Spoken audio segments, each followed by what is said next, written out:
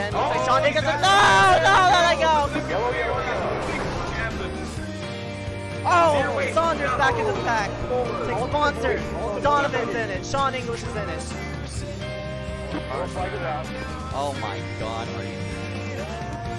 Caution! No way. Or he's gonna dive bomb him. Here he goes. He's gonna try a bomb. All the way to his bumper. Can he shove him? Can't do it. Dylan is gonna win it here in Iowa. Bump and run! Oh, he's done this before! Bump and run, the 61 to the inside. Can he make it work? He's got it. Inside of the 0-2. He's sliding! Oh, Burrows is around! Oh, the wrecking right in front of him. That's Mogren. Jones is a great run on the high side. Drive off the corner and They're gonna be side by side. This is gonna be a photo finish 3 wide off the wire. And that's the stripe. It's gonna be Ruggles! Oh my God, what a finish! iSCAR's in. We're up and away. Green flag. 61, Dominic Howell. Oh, he gets hooked! Oh my God! Hard into the wall! New track on the start finish line. Who comes out on top? Dallas Myhan wins. Dallas Myhan wins it! What? Make quick work of that number 9 of Eric Andrews. Andrews washes up the racetrack. Oh, what's going on? No! Yellow, Oh! They're gonna be wrecking. That's the big one. Oh my God! Connor's involved. They're still wrecking.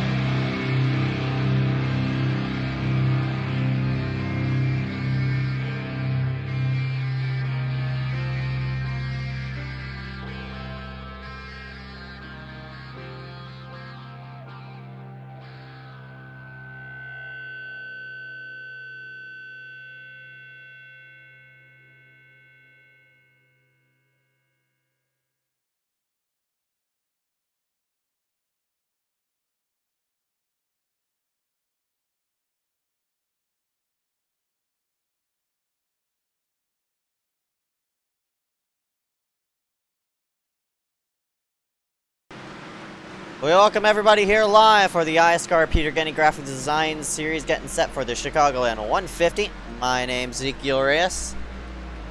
And I'm Dewey Stram. Welcome to the broadcast. I'm Benjamin White, also in the booth tonight. This is the final race on. Don't know when the race is going to be because all the stuff is being moved to Max Speed TV next season, which we are all excited about. Yeah, it should be fun coming next week where we're going to broadcast the finale for MSTV. But otherwise than that, we'll get into the deeper details toward the end of the broadcast. But right now, let's get focused into the race and see where everybody is standing as of right now. As these people take laps around the racetrack. Actually, there's not a good ticker to show up. We'll pull up the top 10 and everybody else on the left-hand side of the panel. Currently, Cody Webster is leading practice right now in the number 45. And yeah, Mulrooney's up there as well, and Hernandez. Yep, I like to see Grayson Trexler up there in fourth. Normally hasn't really had the speed in the Xfinity Series really to compete for the wins, but take a look at his speed right now, currently fourth quickest, and same with Michael Bianchini, fifth place. Not bad for a guy who hasn't really raced a lot this season. Alright, so we're gonna get ourselves set up for this green flag here just momentarily. Currently a minute remaining in practice. We'll just go ahead and go over race analysis and such on the bottom right hand of your screen.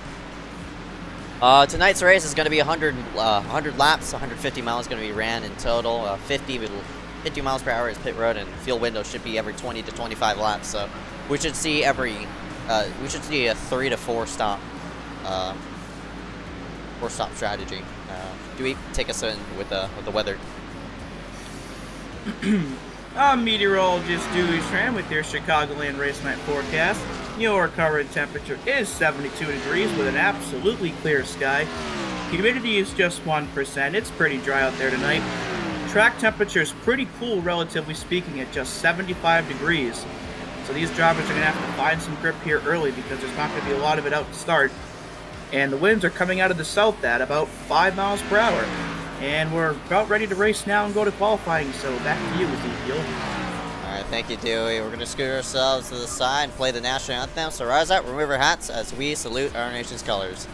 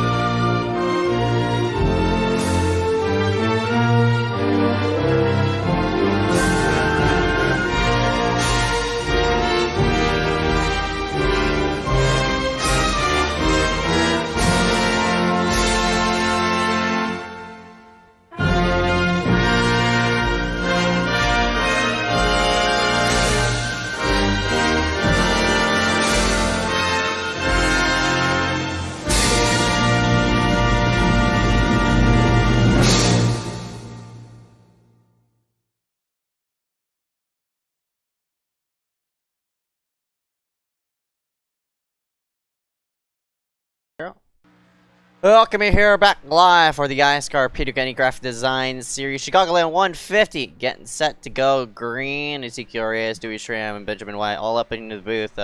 All three of us about to have some fun here for this 100-lap event. Currently qualifying is underway as of right now. We'll go ahead and pull up the leaderboard and take a look at all these drivers scoot themselves around the racetrack. Talk about a couple of drivers, I guess, here for tonight. Jack Andrew at the top of the board. Very, very good for somebody who has not really shown a lot of race speed, but has really shown a lot of qualifying speed. Of course, winning the pole at Michigan earlier this season was a huge step for him. And now, one step closer, as you see, the championship contenders are turning in times that are not even quicker than his. Cody Webster, of course, not a championship contender, but always fast. And Aaron Mulrooney, who is our championship favorite, in my eyes, currently is in 4th right now on the charts. As you see, Nick Delicato, another one of the fastest drivers in this league, is only in 3rd spot right now. So that's how good of a lap that 0.28 just set. Yeah, definitely. You see Harrison Chandler just laying on a pit road there, and now disconnects Aaron Jeffrey St. Clair. There. Jonathan Hernandez returning for tonight. Hasn't raced that much in the second half of the season here, but good to see him back here tonight with a decent top 15 qualifying run. So he'll have a decent enough starting spot here.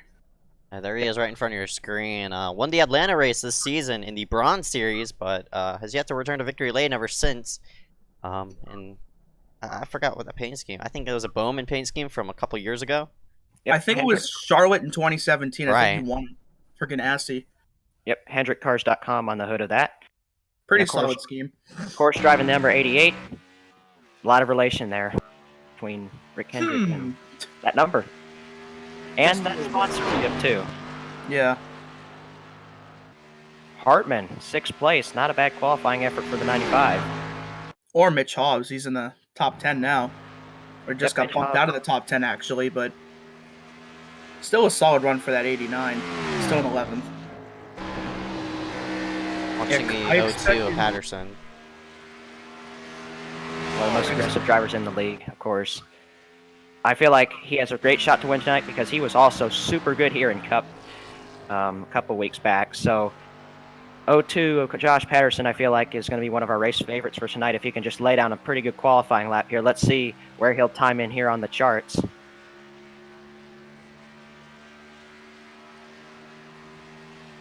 '15th. So a little bit underwhelming, probably on his standards, but I mean, it's not a bad starting spot as you saw a lot of people have been taking time. And He just got the wall on his second lap right there out of turn number 2. So looks like his first lap's probably going to be better than his second. Yeah, a couple surprises a little further down in qualifying. We saw Ryan Kendrick just at the edge of the top 20 there in the 65. I don't know if I'd really be happy with that qualifying run, especially if you're a championship contender like he is.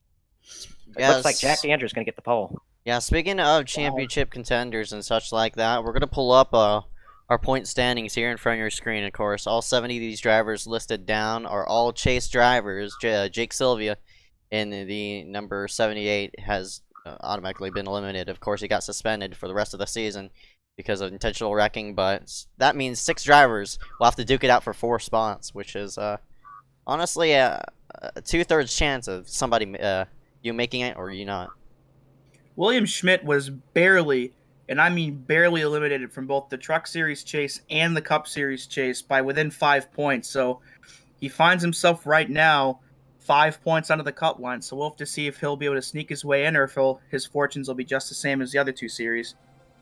Yeah, the big everybody that's below the cut, we have field. So a huge opportunity to gain points, but there's also a huge opportunity to lose. Gonna go over the grid right here and right in front of your screen. Congratulations to Jack D'Andrea. Gonna be starting up top with a nice lap time of the 30.817. Right alongside him, Aaron Mulrooney in the number 2. Row number 2 gives us Cody Webster, your Bronze Series champion, and to his outside Nick Indelicato in the number 38. Third row has Charlie Byer for 408 Racing and Nick Miller, who's hoping to advance on to the Final 4. Row number 4 going to be Jackson Hartman and Michael Bianchini in the 420 machine. Fun fact for Bianchini, it is now 420 for an entire month. Row number 5, we've got Chloe Hankins in the 72, also for 408, and to his outside, the PPM machine of Grayson Trexler. Rest of the order is going to be shown on your screen. Find your favorite driver and hopefully he'll win it here for tonight. Of course, it's going to be a while until we scroll through this whole entire field. A lot of drivers, 42, or maybe 43, I think. I don't know, 42 because Caden Denny, I think, left, so... Yeah. I'll have 42 drivers, at least registered. We don't know if any of them are not going to start or not. Tristan Lipdahl qualifying 20th, not bad.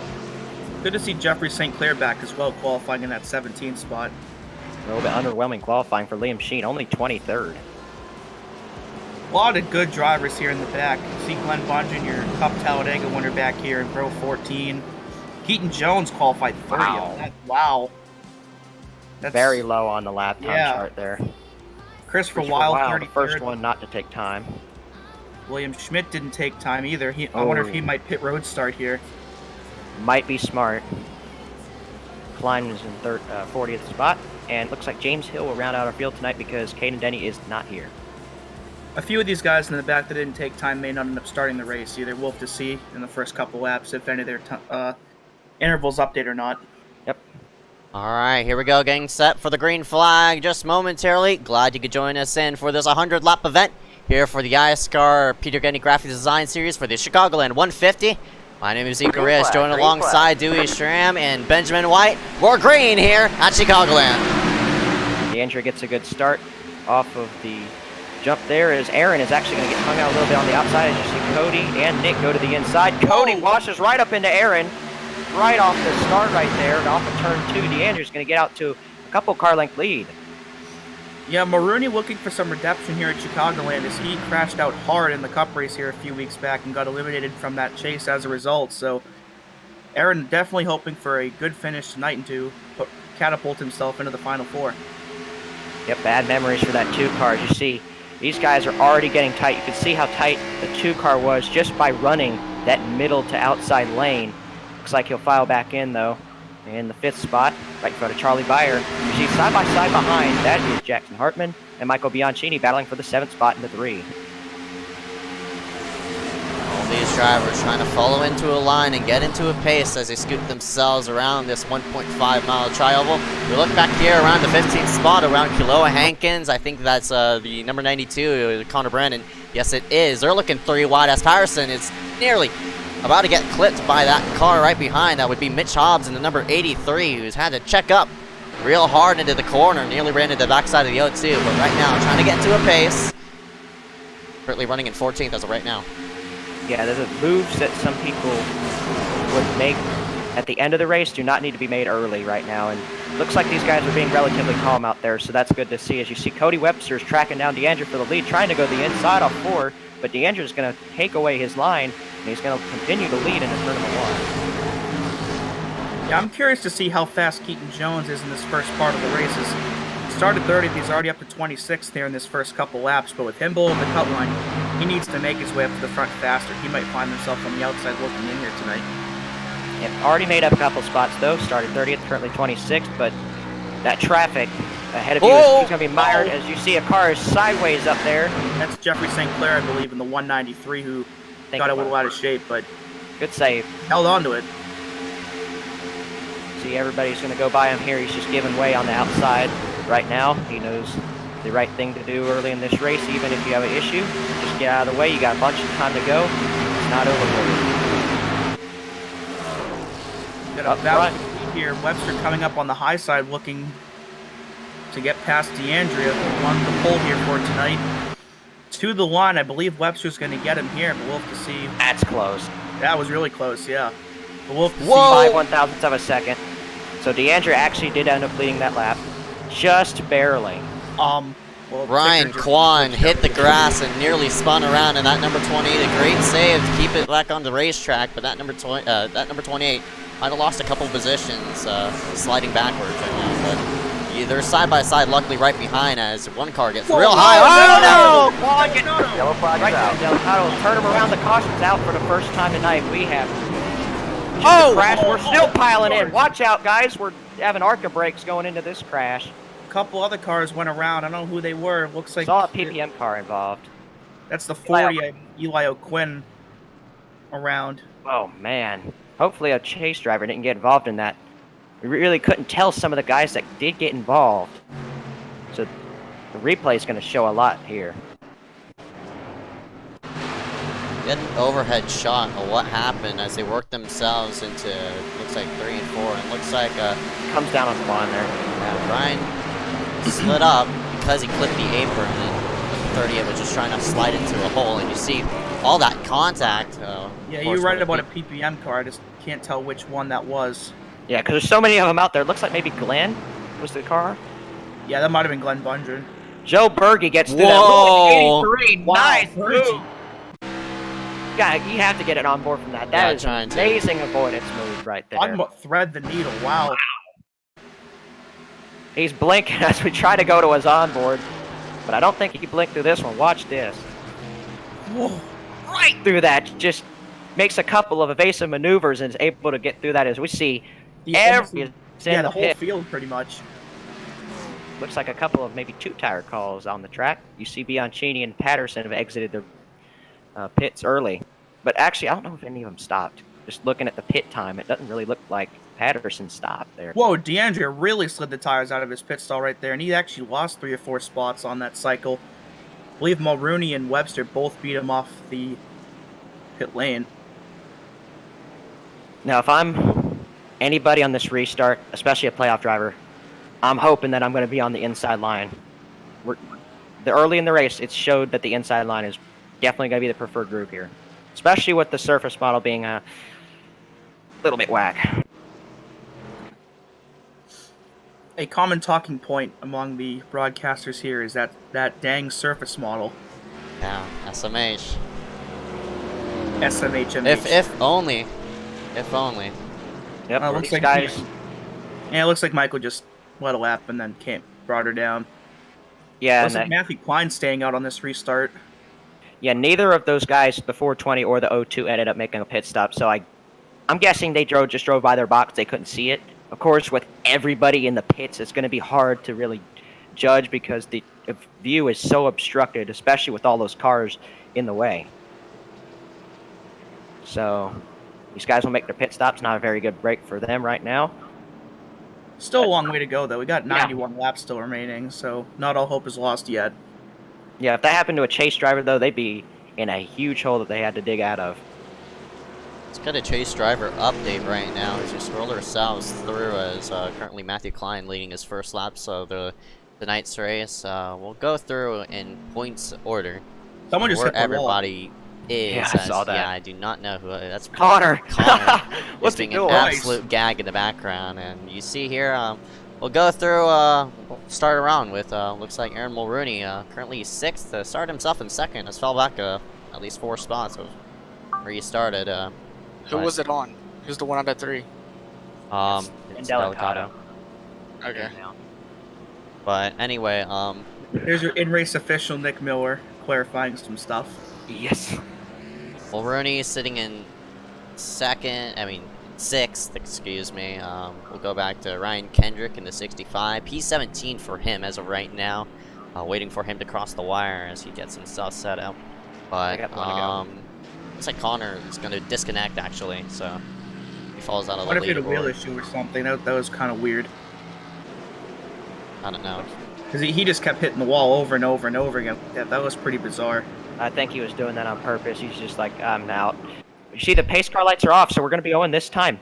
Matthew Klein is going to lead us to the restart, so this could be interesting. Oh God. One good thing about this is he's not on very worn tires, because we didn't run a whole ton of green flag laps out. We did get about a 5-lap run, but it's not like he's staying on 20, 30-lap old tires. Good point. As yeah, Klein, Webster, Nick Miller, DeAndre is still in 4th, and because he lost those spots on the pits, and then Mulrooney looks to be in 5th. Then Bayer, Hartman, Hernandez, Trexler, and Hankins look to be your top 10 for this restart. As again, the pace lights are off, so we're gonna go green here in just a second. All right. Yep. Be interesting to see how Klein approaches this restart here, especially and with Cody Webster too. We'll see how he's going to fare on this restart. Klein will lead them in. Whoa! Klein spun the tires there. Wow, I think, I'm not sure if Webster would have got a black flag because Klein spun his tires before that green flag came out. We'll have to see if 45 did get a black flag. We're passing the 0-0. They're 3 They wide put in themselves into 1 and they scramble all over the place in the back. One car gets shoved out of line right against the safer barrier. They sort themselves through as Klein's trying to move himself out of the way. That may not go over well. Actually, for 2nd. Webster Klein already out to the lead. 3 wide here for, I believe, 5th or 6th right now. Wow. DeAndre really got messed up on that restart, especially with that pit stop. It set him back in the 4th spot, on that outside line, not where you want to be. It's up the car on the wall in turn 1. DeAndre is still high on the track. Oh, Klein nearly. Oh, he's on the He wall. is on the wall. Yellow, yellow, yellow. Oh, got a yellow. And blinking. Looks like that may be towards the rear of the field here. Ryan Kwan again involved in an incident. Might have been the only car involved in that, but he's definitely got some rear end damage now from that.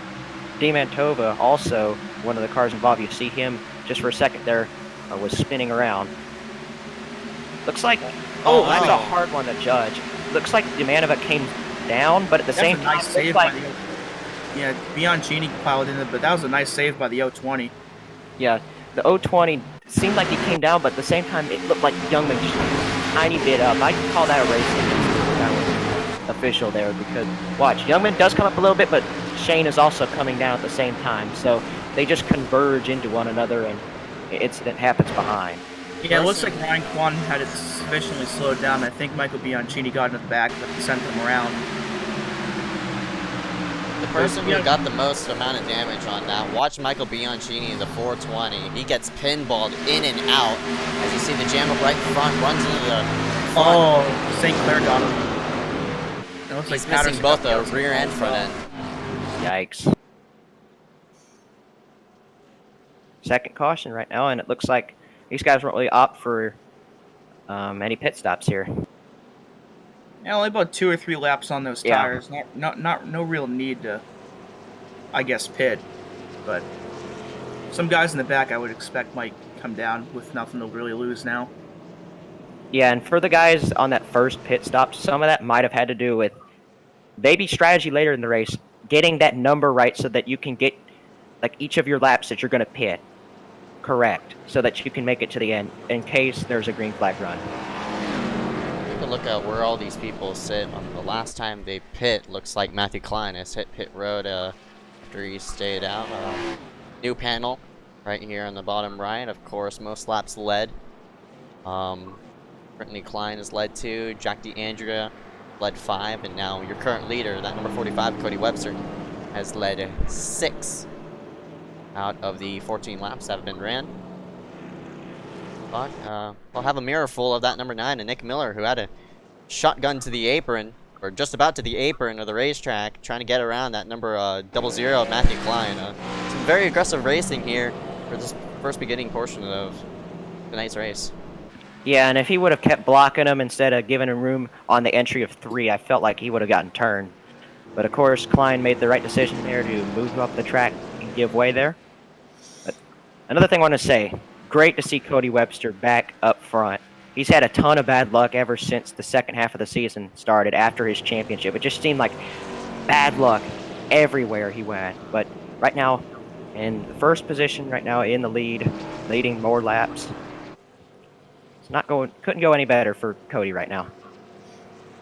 Yeah, and back to your point about Klein and Nick Miller. Nick's right in the thick of that championship hunt, so Nick might be one of the most impatient drivers in the field. If somebody's holding him up, I would not be surprised if Nick gives them the bumper, because Nick needs to get as many points as he can for tonight. Even though he comes in here in the good for the Final Four, he only comes in 7 points to the good. So even with him currently being in, he still can't afford any bad breaks. Yeah, Ryan Kwan last night came in several points to the good, crashed out, did not advance to the Final Four. So, of course, a situation like that could happen tonight. We hope that doesn't happen to anybody, but it already happened twice this weekend now. Derek Smith in the trucks and Ryan Kwan in the Cup Series both crashed out of a Final Four spot. Especially tough break for Derek Smith, because I felt like he would have a great shot at the championship if he just would have been able to make that Final Four, but of course, things did not go his way. Derek has really come on in the last second half of the season across all 3 series. Like, he was consistent in the first half, but in the second half, he's really gotten his A game on. Yeah, ever since his win at the Roval, it's like a light just switched. It's a day and night difference. He's just been running amazing almost everywhere we've been. Right now, currently 8th, a little bit mired back in traffic, but he has gained several. He's gained several spots since the start, so it's a good sign right now for the 66. Of course, coming in with a decent point situation anyways. 5 points to the good on William Schmidt in that 79. So, just like Nick Miller, Derek cannot afford any bad breaks here. He'll find himself below the bubble, below the cut line. Yeah, Schmidt started back in the 30s. He's made his way relatively good. He's up in the top 15 right now. So, great early start for the 79. Now we just got to stay out of trouble. Even Maroney came in the points later, but he's only 9 points to the good, so even with him up in almost to the lead, he still can't afford anything either, but pace car will dive down pit road, and we're back green here at Chicagoland. That was not a good restart for Nick Miller at all. He really went up the track on that, and it looks like Aaron's going to be able to take advantage of that move in the second spot, but Miller's going to cross over to the inside. Looks like Hernandez clips the apron a little bit. That's going to slow up the 7 of Charlie Byer just a tad, and that's going to allow the 95 of Jackson Hartman to get a run down the backstretch and potentially make a move into turn number 3. Yeah, Hartman won the WORT Super Speedway Series race earlier today, so he's already got a little bit of confidence in him. Of course, anytime you win, you get a little shot of confidence, and right now, running super good early, 4th place, currently a career best run for that number 95. Side by side, Hernandez and Smith for the 5th spot here as Derek trying to gain as many points as he can to solidify himself in the Final Four. Solid run for Hankins so far in the top 10 as well, as we're on board with him in turn 3. Watch out, Liam. Getting right in the side of Grayson. Coming on board. They're still 3 wide as Harrison Chandler's going to make a move to the inside. We are still 3 wide. It looks like Trexler's going to be able to clear on the exit of 4. It's a very aggressive move by that number 54, Trexler. He made that 3rd line work because Harrison was sort of pinned down to the bottom side of the racetrack, and it stalled out Liam Sheena as well. Multiple cars on the wall in the background. Don't know who it is, but we're all singled out again, trying to get into a pace, trying to get into a rhythm. Hartman washes up the track just a slight as we're right up off the corner. for most of the time, I think these drivers are going to be sticking to the bottom side of the racetrack because of how the track is going to get rubbered in. You start off with a clean slate as there may be a bit of contact as that is Jonathan Hernandez trying to shove himself to the underside of that number 95 of, looks like Jackson Hartman going to open up the door for the number 7 to Charlie Byer. Very aggressive racing here for these, I guess, first fifth of the race, but as this track rubbers on, everybody is going to get faster on that bottom side of the racetrack, and it should be interesting on how this race will progress during these next, I'd say, 80 laps. Yep, and especially in the longer run, the inside is going to be the preferred groove here, so these guys really do not want to be giving up that inside. Any chance they can get to go to the inside, they should take it. You see Charlie Byer is moving way up through the field now. He was just 6 a couple laps ago, and now Charlie has moved up to 4th. And you see Derek Smith is also going to close in on this battle, maybe going to take a top 5 spot soon. Yeah, we saw the 95 get in the wall right there, so that's going to allow Derek to pull up to his bumper and potentially make a move here in the next couple turns, but still a solid run for that 95 despite that little pickup. Still in the top 10 for now. Cody Webster is increasing his lead. It's now up to 0.6 of a second. Just great to see him, of course, back up leading, winning races. It's just, I've hated to see the bad luck that he's had in the second half of the season. And just a great run, especially needing good showings for his new team, Proximity Racing, of course, one of the most recent hires for that team. Keaton Jones also brought on board a Proximity along with Cody Webster and one of your chasers here tonight. Keaton is currently running, looks to be, as the ticker refreshes itself, he's like somewhere. 17th. Yeah, 17th, so he's made up quite a bit of ground here since the drop of the green flag, so solid run so far for that 77 despite the starting spot. Yeah, another guy that I really want to mention moving up. How about Liam Machine up in the top 10 after starting mid-pack? Great early run for him, even after a little bit of close racing with the 54 and the 22, but really good run for Liam. Of course, has just been really impressive the past, I'd say 4 or 5 weeks, even after his little mess up at Mid-Ohio. But, oh man, Trexler, look at him and Hartman racing door-to-door, side-by-side down the back straightaway. They almost made contact there on the exit at 2, but Trexler's going to get the preferred groove, and Hartman sliding backwards almost.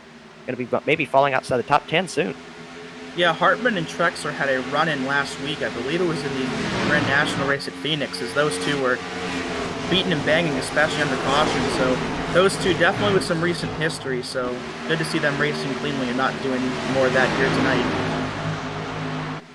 Side by side off the corner, you mentioned it, that number 95 of Jackson Hartman, he's really falling off as this run progresses on, but we're getting set to see some green flag pit stops here in about 5-6 laps, but unless a caution comes out during this green flag cycle, I'd hit pit road as soon as your tank runs out, since it's 50% fuel. Look how spread out this pack is. The only side-by-side racing we have here is with the 95, who tries to pinch down the 028 of Jack DeAndrea, who's now fallen back all the way to 12th place by the looks of it.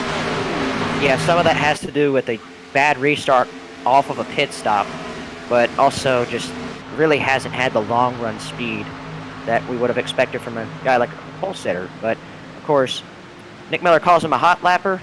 That might be true, but he can really set a lap down. He's basically Ryan Newman of this series, just laying down amazing qualifying laps, but I don't know, not really faring well in the race right now. Just still a correction. outside the top 10, but still a good run. Just a correction, the run-in that Trexler had last week was with Liam Sheen, not Jackson Hartman. My apologies on that, but those two are very close to each other on track, though, so it'll be interesting to see if they do end up running into each other at some point, as they're within 3 or 4 spots of each other. Yeah, I don't think they're going to be carrying that to this series, or this race. It's just not worth it, of course, especially since they're both going to be racing for their success. Obviously, they don't want to, set themselves back in any way. So I think these guys are just going to leave each other alone for now. So, looking at the race analysis, it's going to be, the windows looks like to be every 25 to maybe 30 laps, or maybe every 20 to 25, around there. So you see 3-wide action right in the background. Oh man, close racing as Hernandez chops the nose at number 66 of Derek M. Smith. Very close racing in the trial, but That pit window, we're coming up on it shortly. By the looks of it, if you could stretch it all the way to 33, you might one stop it from that point forward. If you could stretch it another, by the looks of it, I think 30-ish laps around there. But we'll have to see on how these people could stretch it as we progress with this run, because this is a fairly decent green flag run. We'll take a look through the field and see where everybody is running as of right now. Yeah, everybody just getting to their own rhythm, and see passes here toward the back of the field. Everybody just giving each other room and such. Of course, damaged people toward the back. Oh, got a wreck! Harrison Chandler just spun it towards the inside of the track.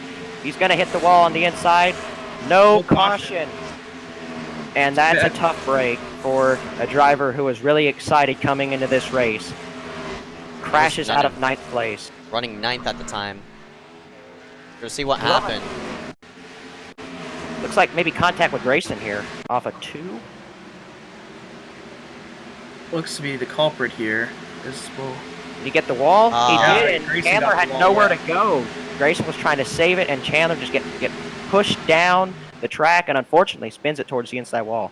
He's gonna hit pit road. That's actually a smart strategy for that number 22. Once you make like a bit of a hiccup, like such as a spin, you could hit pit road ASAP with this upcoming pit window here in just a moment. So maybe Chandler could stay on the lead lap and get a bit of damage repaired. We'll have to see on how the 22 progresses with this race.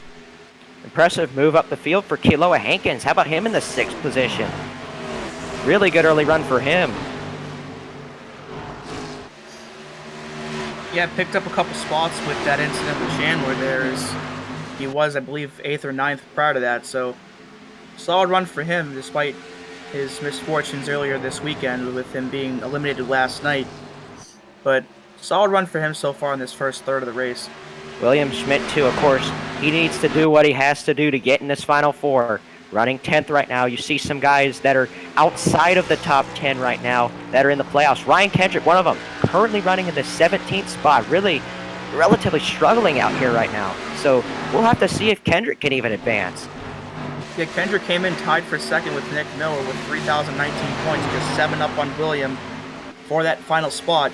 And William is 7 positions ahead of Ryan, so I believe as it shakes out now, that might be a tie for a chase spot right now. Of course, long way to go, so there could be a swing either way here that could just throw off one of them. See, Aaron's actually catching Cody a little bit as this run keeps going on. We've had He's coming in. Yep, Aaron's coming in. We're on the edge. Nick as well. Is in as well. Now what this means really is, fast. oh my gosh! Oh man. There a car around? That might be was. blinking. No, there's somebody in the grass, I think. Yeah, I saw somebody. I swear I saw someone. Yeah, there was somebody really low on the track. It's Byer. Oh, Charlie Byer. Oh man, that might have been a complete. I knew I saw someone. That might have been a just complete misjudgment of coming in pit road, or maybe hit the Yikes. wall. Man, Misjudged it. So well, he'll be allowed to pit this time. Yellow! Wow. Oh, Jackson Minshew in the 99 going around on the backstretch. And that is going to be a bad break for Nick Miller and all these people who just recently hit pit road. They are trapped 1 lap down, unfortunately. Oh, no. They're going to have to take the wave around. Minshew with all kinds of front-end damage. We'll just have to see what happened here on the replay. Looks like there's other cars that got involved. That Mitch Hobbs could be also involved. Oh, he hit the wall and got into the 99. Carbon copy Spins it down the backstretch. Carbon copy what we saw 5 laps prior with Trexler and Harrison Chandler. Trexler bounced off the wall into Harrison, and here Mitch bounces off into Jackson.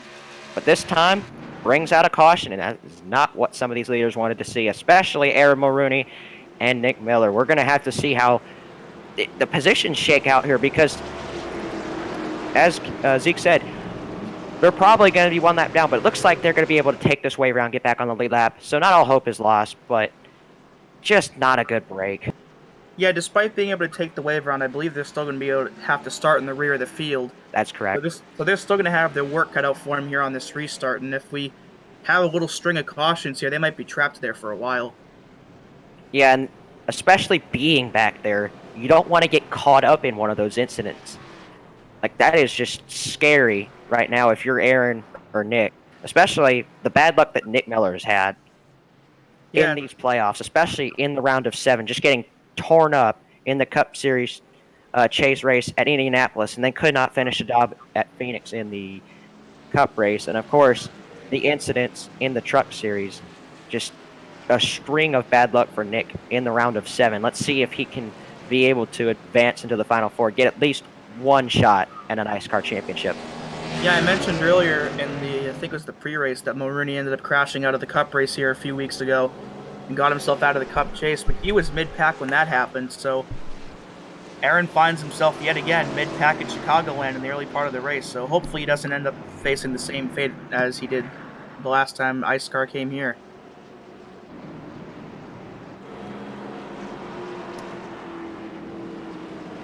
Go ahead and pull up Race Submarine. Currently, I guess, a third of the way through this 100-lap event. Still 64 laps to go. Working on our third caution of the day, so we're averaging every, I guess, every 32. I mean, not every 32. Every 13.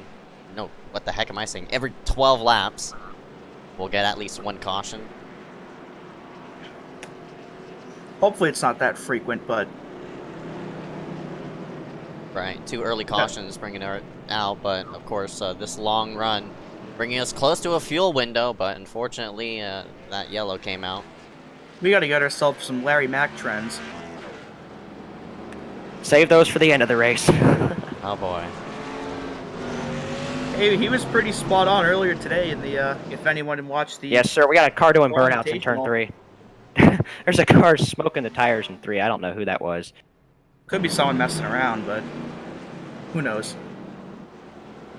Yeah, for those that did not watch the Pro Invitational earlier, William Byron picked up the win there after winning the pole, as he's won the pole in all 3 events we've had here, and Bubba Wallace ended up losing a sponsor earlier after that whole thing, as Blue Emu decided to stop sponsoring him after he quit the Pro Invitational early after wrecking out early. And if he'd run out of fast repairs, that's just total screw job, I feel like. Because for a team that really needs sponsorship like Richard Petty Motorsports does, this is a huge blow for them. I'm not completely sure on how many races Blue Emu was scheduled to sponsor, but for a team like that, every sponsorship dollar counts. So just a huge blow for the 43. I can't believe they're doing that over a virtual race. That's just, I can't, I have no words for that. Yeah, I'm kind of torn about that one too, because they were going to pay Bubba to be on the car, so if he straight up quit and sewed a fast repair left, I can sort of understand it, but if he had used them both already and then got wrecked again, I mean, what else are you going to do? Just sit there on pit road for, 15, 20 minutes, because you're not going to get sponsorship exposure that way either. But hey, Blue Emu has gotten a lot of attention today that they would not have gotten by saying that, so... Yep. Perhaps it was just a marketing play for themselves. Because hey. A lot of people on Twitter said, hey, look, I don't know who Blue Emu is, but I'm buying it now, so... Certainly possible. You never know. A driver who was really benefited by this caution, that is Derek Smith, now up in the 2nd spot. Stayed out on that pit when that caution came out, and now will restart 2nd. That's the highest he's been all race. iSCAR will scoot itself down on the pit road for, I think, the 3rd or 4th restart of the night. Green flag is out as the field works themselves double wide, as somebody did not get a good restart in the background. They're fanning out 3 and maybe even 4 wide toward the back half of the field, but they scoot themselves into 1. And really tight. I saw somebody really severely blinking back there, but it looks like that's been resolved for the time being. See William Schmidt up here, a great break for him getting that caution, being able to get a ton of track position, and that 79 now battling Kiloa Hankins for the 4th spot. Will take it through turns 3 and 4 and exits with the 4th spot. Nice run for Brandon Warwas in that 82. He's riding up in 6th place right now, as we haven't talked about him at all tonight, but he doesn't run every week, but when he does, he's usually pretty good, and he's showing that here tonight. Cade McKee, his teammate, also running in 10th position. Another guy who really doesn't run a lot, but when he does, runs solid. Whoa, they're throwing blocks down the back straightaway. That's Kiloa Hankins in the number 72 trying to fend off that 5th place spot. As we do have another yellow flag toward the rear of the field. It looks like to be involving Matthew Klein. The number 25, Grayson Collins. Garrett Hess also involved. I saw him just spinning through the grass. So it looks like towards the very rear of the field, our 4th caution of the night. A lot of front end damage for Collins as well. looks like we have in front of some of those guys. So it looks like Collins is way high on the track. You can see him already struggling without a hood. And the wall. Yeah, he gets the wall, comes down, gets ricocheted off another car. Yep, neither could Hess. Man, tough break for some of these guys that were just hopeful for some good runs today. Seems like the last 3 cautions have literally been, or the last 3 incidents have been the exact same thing, just repeating itself, just with different people. Yeah, and hitting the wall and bouncing off into a car that had no part in it. But yeah, nothing Matthew Klein could do whatsoever, as Garrett Hess just came right down into him. Obviously with no car control, but well, we'll line them up and we'll do it all over again, and hopefully this doesn't happen again either.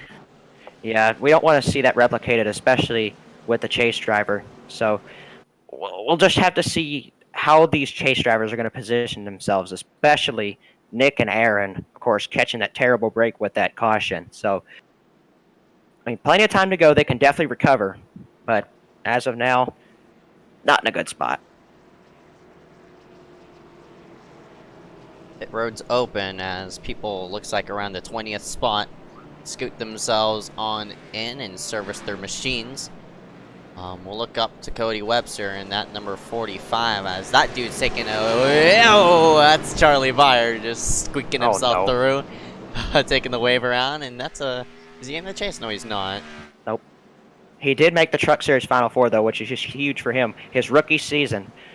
So, just a great rookie season for him. Several wins picked up, and, man, a very impressive year for the 7. I'd expect bigger things for him next season, based off of what he's done already. If he doesn't even win a championship this season, because you mentioned he made the Final Four, he very well could here. Yep. I just realized half of the Truck Series Championship 4 is rookies. Charlie and Ryan Kendrick, who has just been probably one of the best rookies we've seen ever in this series, just with how consistent he is. Yeah. In this case as well, yeah, came in tied for 2nd. Yeah, just speaking of Ryan Kendrick, you see him in 2nd place, and some other rookies. Jake Sylvia, of course, he unfortunately banned from the league. Aaron Mulrooney, I guess you could count him as a rookie. I think he ran a couple of races prior the summer shootout series where we ran 6 weeks of fun racing. Mulrooney sitting top of there. Derek, Nick, both well-known veterans.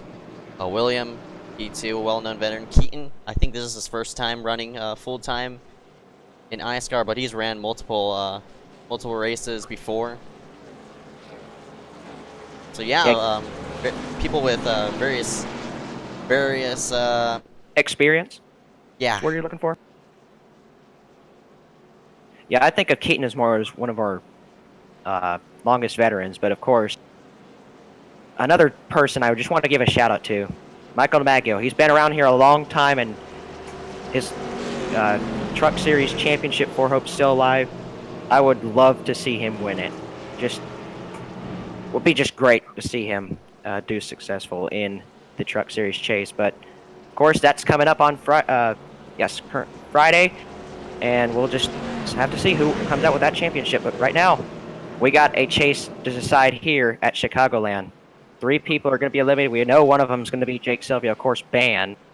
So, of course, 2 spots are going to be for guys that are going to be eliminated. So 4 spots for 6 drivers right now. We'll just have to see how this next 56 laps shake out. So, as this race winds to, looks like nearly halfway, do you have any drivers on your mind that you've seen that might have a possible chance at picking up the win here for tonight? Jonathan Hernandez is really looking fast.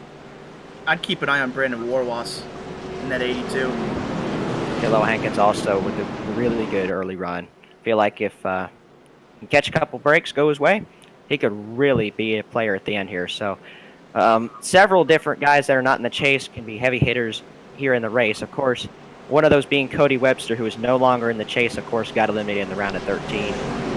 I'm going to go for a dark horse here for tonight. I'm going to root for that number 72 of Kiloa Hankins. Has yet to reach victory lane, but you see that number 72, he's running in 5th. I expect that number 72 to do well here for these next 55 laps as we set ourselves for the green flag. The pace car is going to scoot itself down onto pit road.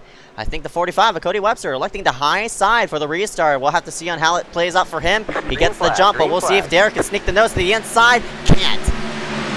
Yeah, really good restarts by Cody Webster as we go down the front straightaway. These guys up front really just single file, as you see. William Schmidt's going to settle himself into fourth, Keloa Hankins into fifth, and how about Keaton Jones moving up through the field, continuing his march up.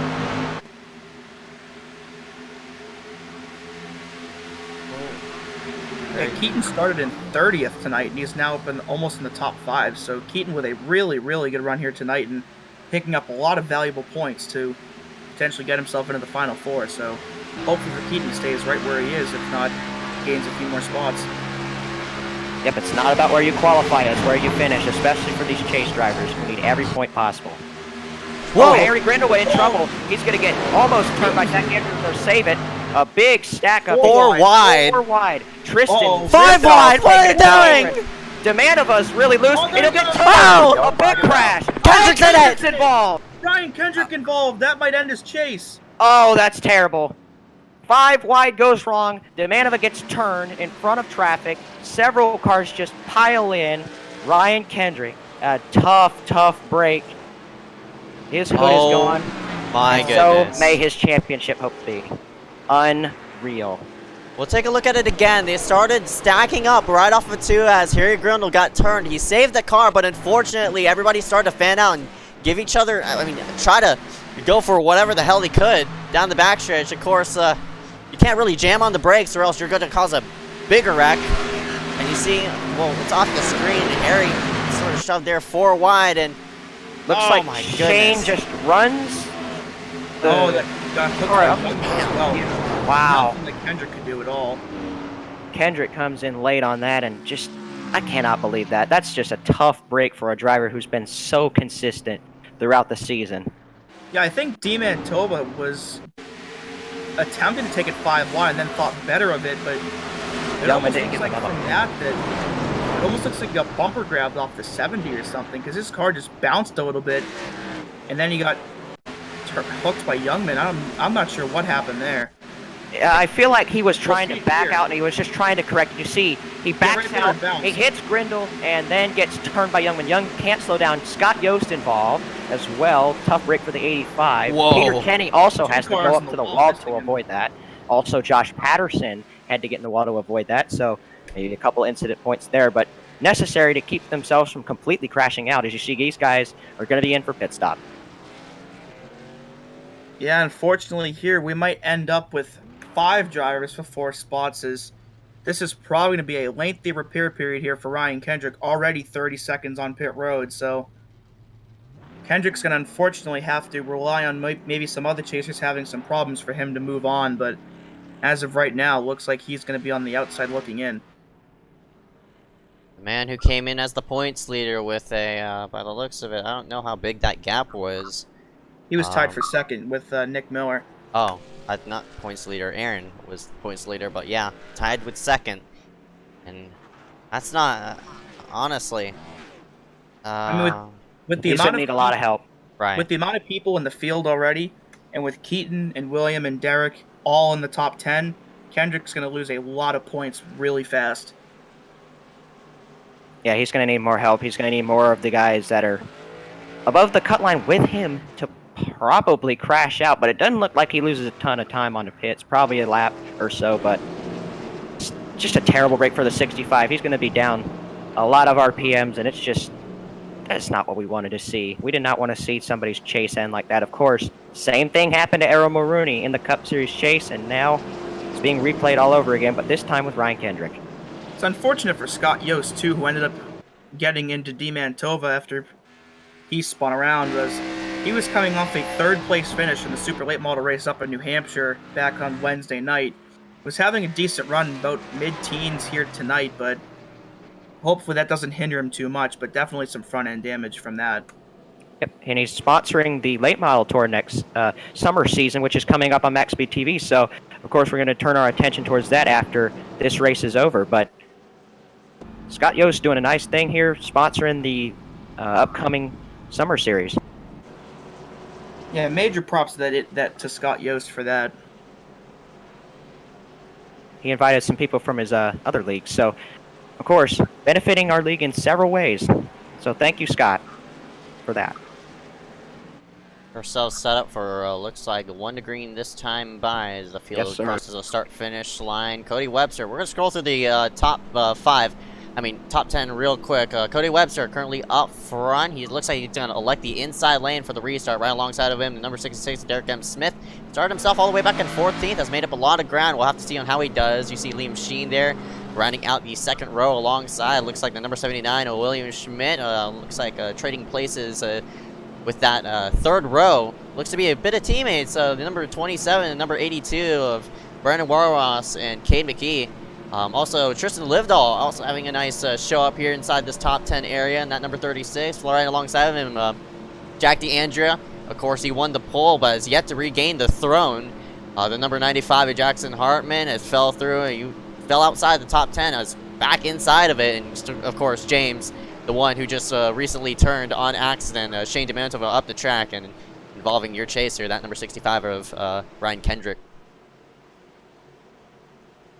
Going to be interesting to see how these next 50 laps play out. Pace car will be in this time, and we will go back under the green flag. See the pace car goes in just a little late there, but Cody Webster's going to be standing on it. Green flag is back out. William Schmidt does not get that good of a restart, and that allows Derek to get in. Yeah, DeAndre seemed to have a little bit of trouble on the restarts tonight. Yeah, Virgie's is blinker back there. Hopefully that doesn't cause any incidents. Watch out! Oh, man, I'd just back out if I were Joe right now. Go, Virgie, go. There he is. Pops he back backed out. Oh, nobody got contact. I saw him get a little out of control. He saves it there. But, of course, that could have been really scary. Still really squirrely here. We're not out of the woods yet, but that was really close. And for the lead, the 66 of Derek M. Smith got a nice run off of turn number 4. Will he dive it to the inside? Looks like no. Webster's going to shove it into the corner. Pull ahead by a car length, but with how tight this car is right now, I'd expect Derek to get a run down the back straight, but he can't really take it coming into 3. You go side by side for third place. Here comes Derek to the bottom side of the racetrack for the lead for the first time tonight under green flag conditions. The 66 to Derek M. Smith scoots himself to the bottom side of the racetrack. Easy clear for that 66, and the 45 of Webster is now being attacked by the 79 of William Schmidt. Derek will lead his first lap as the crowd is probably going wild on the chat. Yes, it is, and William Schmidt is, of course, doing what he has to do tonight to advance to this Final Four. He would really love to make the Final Four here, and he is doing everything he has to. Important bonus point for Derek as well, leading that lap. So, with the amount of people here tonight, every point you can get is crucial to advancing onward, and with him leading that lap and presumably this one right here, he picks himself up an extra bonus point. I'll tell you what, the 79 may be backing off a little bit, saving a little bit, but he looks like he may be able to mount a charge. You can see he's driving it really good on the inside through turns 1 and 2, and he might be able to make a move in the next couple laps. Look, he swings his car to the inside, but of course, he has to get a little bit more draft off of Derek to be able to get to the inside of him. But wow, what a great run for the 79. This is exactly what he needs to move on in this championship. And he's got to make sure he makes a move that doesn't end up making him or causing any contact with Derek, because if he were to do that and Derek ends up spinning or whatnot, well, he would be put to the back with an EOL penalty. So William needs to play it smart here. Of course he wants the lead, but he's got to do it in a way that won't potentially cause Derek any harm at all. Cody Webster not letting these guys get away though. Hang on, third place. Of course, Liam Sheen having another great run in 4th place, and Brandon Warwas continues to impress 5th place early in this race here. As you see, Cade McKee, his teammate behind this Iron Rock Motorsports team, is really showing up. Yeah, both of those drivers run part-time schedules. Actually, Cade had made the Cup Series chase. Unfortunately, couldn't make any races in that second round. They're actually going to go side by side. A bit of teammate love as the 27 scoots himself to the inside of the number 82. Lets him by there, but we'll see if the 38, not the 38, but the 36, Tristan sneak himself to the backside. How about number 2, Mulrooney, scooting himself low. He wants to take a challenge as Livedall slides up the track. Another proximity car. Jones following Mulrooney right down to the bottom, and it looks like they're both getting it by that 36 as Tristan's just sliding back a little bit. And Nick Miller also right with those two chasers. We got a 3-pack of chasers right there surrounding that 36. He's in a chase sandwich as they go down into turn number 3.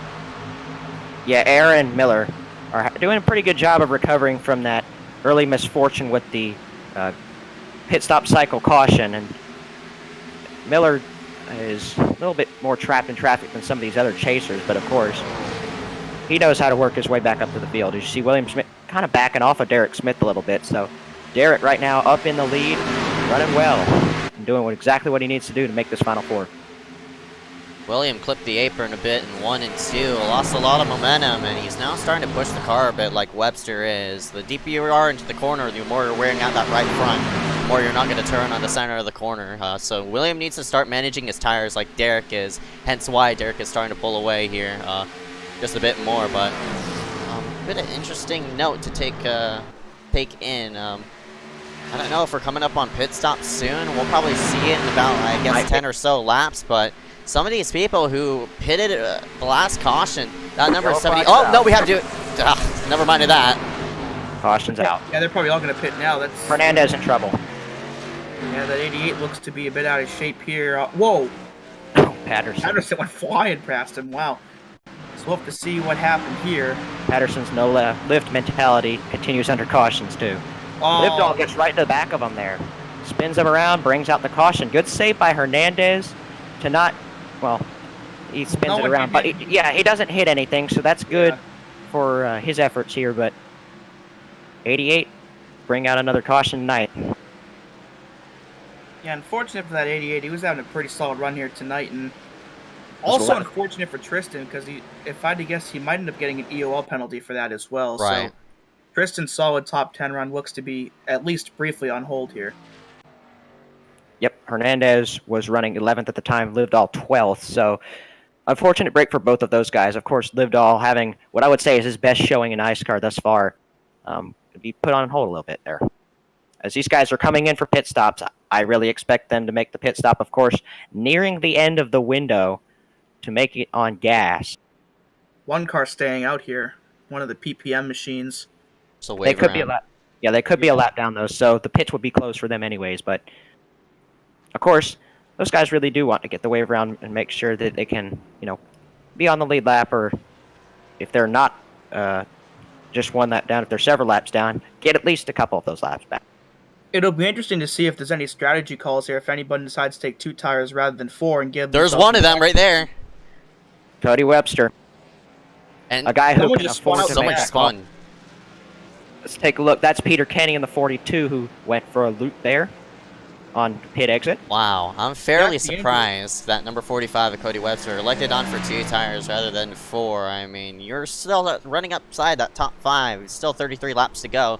Webster with a very ambiguous strategy to put himself up front. I guess track position is more his kind of way around here. This is one of his best tracks. He won here, I think, in the bronze race. Not the bronze. Yeah, he did win the bronze race, actually. Yeah. He also won back when the ASR Truck Series went here. But yeah, Webster known to being in victory lane here at Chicagoland Speedway. Yeah, but for Cody Webster, if there's one person that can afford to take that gamble of 2 tires, it's him, because he's not a chase driver anymore.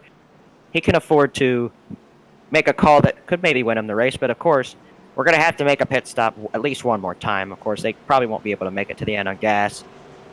But, right. Of course, not a too terrible idea for the 45, especially if we catch some cautions. Yeah, interesting strategy called. About 37, 38 laps to go here, but we'll have to see if it works out for him or if he ends up being swallowed here by the guys that are still behind him that did take 4. Cody's pretty much dominated part of this race, and of course, he wanted that lead back after Derek Smith took it from him, and now he has it. Let's see what he can do with it. Wow, one of the people we haven't really mentioned about, another person who took on 2 tires is Christopher Weil. And that Weil, number 40. Yeah, excuse me. Christopher Weil and that number 41. I knew I pronounced that wrong, but he started himself in 33rd. He joined the session late, and yeah, he's his last name's not going to be displayed because he joined the session late in that number 41 machine. But yeah, Christopher sitting up there with beaten and battered race car. He has 13X on his machine, the most out of everybody inside this top 10. So Christopher definitely has been through hell to finally see toward the front. Yep, winner last week at Rockingham, of course.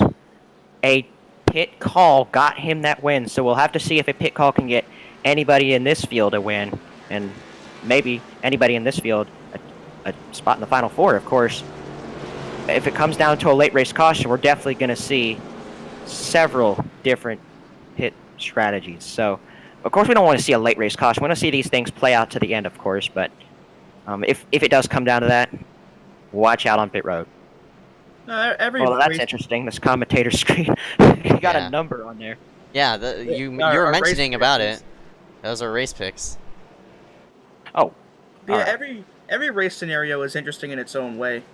You know, you almost want to see, like, you know, what if a bunch of cautions were to come out, but at the same time we want to see, well, what if this thing goes green all the way? Because with about 36 laps to go, I don't know if these guys can make it to the end on fuel even with these caution laps. So there might be some fuel saving going on here in this run here, because if it does end up going green all the way, there's definitely going to have to be some conservation. Yep, but I'd expect some of these guys to also be thinking that a caution will probably be coming out soon, because these guys are going to be urgently trying to go up towards the front. As we see, the green flag is back out. 3 wide early on this restart. Liam Sheen trying to make a move. Of course, Christopher, with that damaged race car, didn't get a very good restart. Oh my goodness, what a move by the 9 and Nick Miller to shove himself under, to pull himself inside that top 5. We got a car on the wall in the background. I think this is 72 Kaloa Hankins, but gets himself woed straight. Look at the blocking down the back straightaway, but the 79 is Schmidt did not get going on that restart. He just about jammed up everybody from third on back, but meanwhile up front, Webster with 2 tires attempting to survive. They're working the 1. Looks like Christopher Weil is falling back a little bit. I don't think his call is going to work out for him, as he's already lost 2 or 3 spots, and he's under fire from Nick Miller now. Trying to hold on for dear life, but I don't think Chris's call is going to get him much in the end. I mean, it's working for Cody, but the difference is Christopher has a bit of damage, so that, of course, that's going to, of course, hinder him in his efforts to keep himself in a good spot here to the end of the race. You see Cody trying to cut the track as much as possible, of course, with fuel being a possible issue here. They want to use as little racetrack as possible to waste as little fuel as possible. But, of course, being the leader, you're always not in a good position if it's fuel-saving time. Themselves in the 3 and 4, of course. Derek elected 4 tires last time by Webster with 2. Webster electing for track position is working out for him right now, but maybe in the longer runs of the stage, I expect that 45 to start fading a bit more. But right now, doing a nice job of defending that number 66 and keeping that 45 pinned to the bottom side of the racetrack. I'm pretty sure all these fans out on the track right now want to see that 66 up front. You see the blocking being pulled down on the back straightaway. Webster is good. Oh my goodness, what a move there by the 66 as Derek scoots himself to the bottom side. They're going to go side by side to the front straightaway, and this will allow the 79 of Williamshire to maybe go ahead and make something happen and pull, unless the 66 of Smith will clear, as I have clicked the wrong button, unfortunately. But look at that, Webster found the inside. Man! Watch out for that slow blue car coming up. I think that's Garrett Hess. These guys are going to have to navigate their way around him in these next couple turns, depending on where Garrett decides to go to potentially get out of these guys' way. And here comes William looking for second, but can't quite get there quite yet. Whoa! Oh, so close. The exit that Derek Smith just got really messed him up because Hess was right in the way. Of course, not anything of his doing. Of course, he's just trying to get out of the way. Whoa, correct! He gets turned. A hard hit for Kate McKee also. You got cars slowing down. Joe Berkey almost full throttles into that. Another close call for Joe Berkey, as he just misses another wreck here, but a bad break for both Liam Sheen and Cade McKee, both of which are running pretty solid in the top 10. Another bad break for Liam Sheen. It's been happening way too much as of late, and this is just another case of it. Let's see what happens into turn number 1. It looks like Sheen comes right down on Cade, though. Cade did drive it in a little hard, but I don't think Liam was expecting him to drive it in as hard, and of course they made contact. Sheen went into the wall, Cade also did. And, oh man, that could have been really disastrous for Nick Miller right there. That almost collected him. I wonder if Liam thought he had less room underneath Garrett than he did. Yeah, that's what I was thinking. Because, of course, they're coming up on Derek. And I think Sheen, I don't know, he was trying to shove himself to the bottom just to prevent, you know, it's all getting alongside that 86 right up off the corner. But unfortunately, Liam and Cade, they both collided, and it was just a bad situation of their point forward. And fortunately, with this caution, we're going to make it from this point forward, most likely. And some of these drivers are not electing to go on the pit road. Never mind that. Look at this hard left turn on the pit road. And that, unfortunately, jerked out the 79 William Schmidt. No. Not good. But, I mean, if there's anything that's going to save him here, it's that his tires won't be worn. But, of course, these guys may be good on fuel to the end. So this may really hurt the 79 if he doesn't catch a caution again in the next 29 laps. As unfortunately here, William Schmidt has been punked. Wow.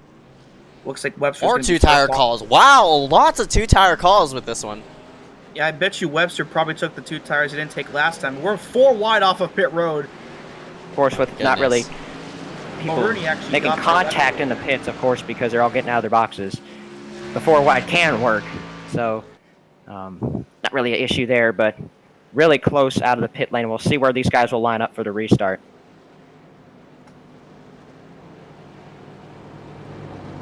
Now, William Schmidt is in a pretty interesting predicament now. Is pretty much the only car. Watch out, Trexler. Oh, jeez. One of the only cars that did not pit here.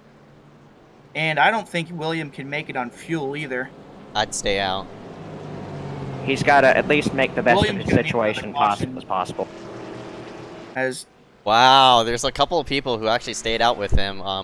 Glenn Bundren could not get the wave around because these 3 stayed out. Of course, William was in a bad situation. He couldn't, you know, just casually scoot himself and cut pit road. But yeah, this top 3 is staying out.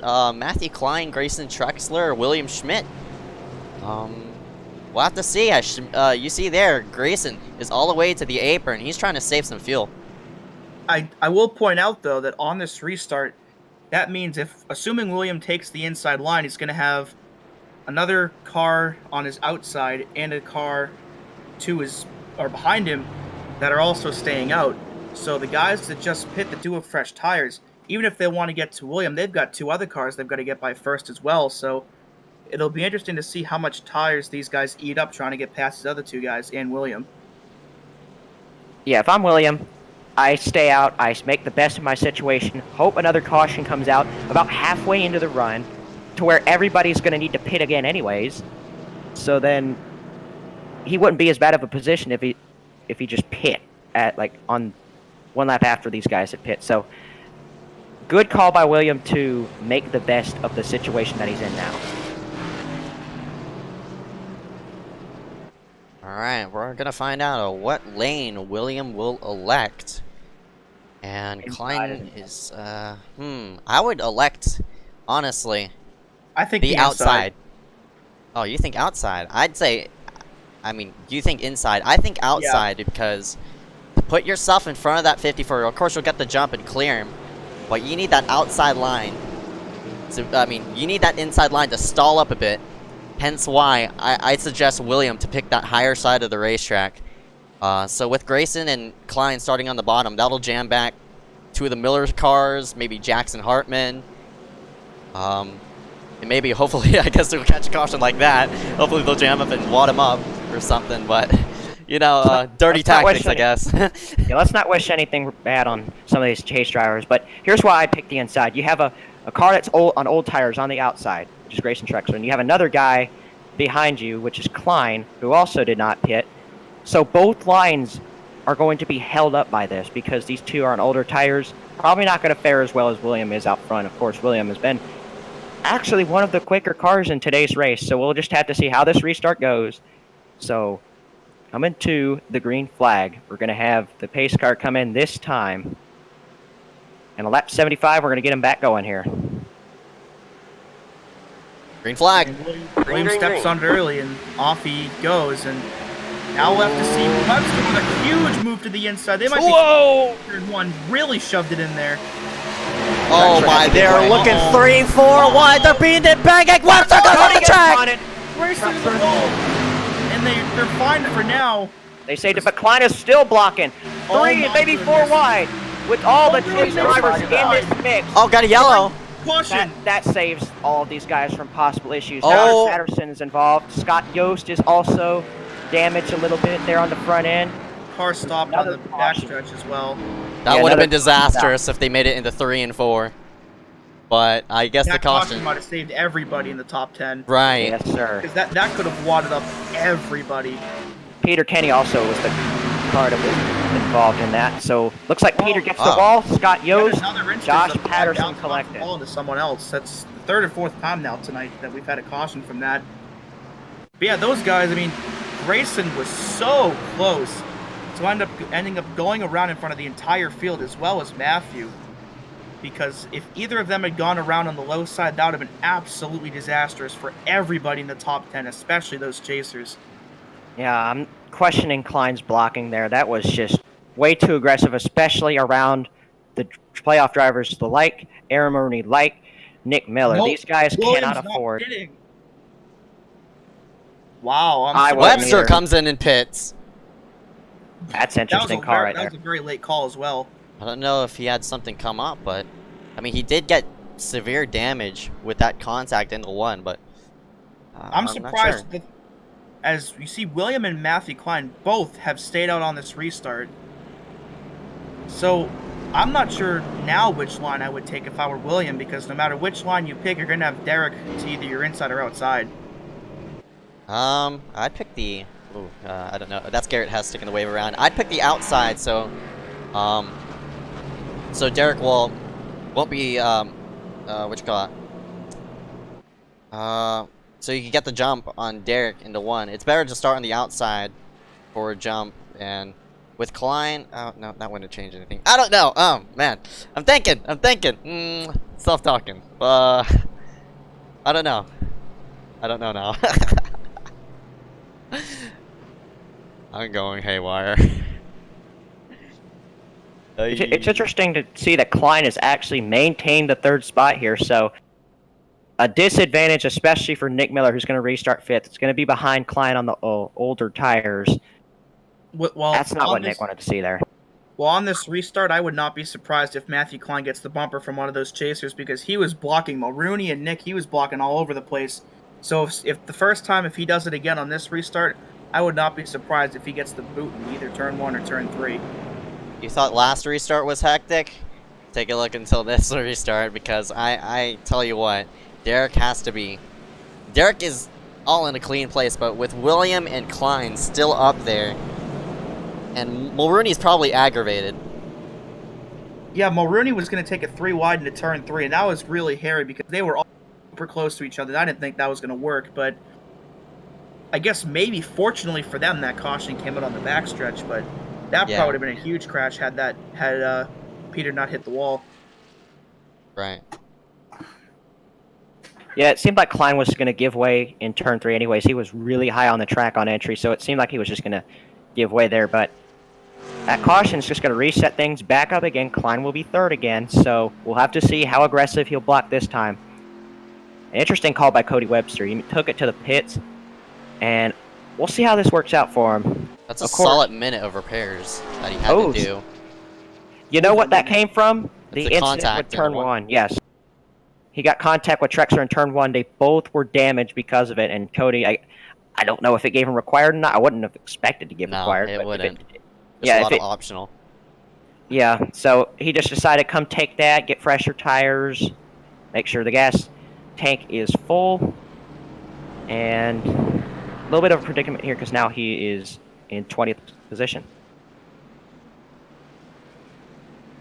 Oh, man. All right, 1 to go.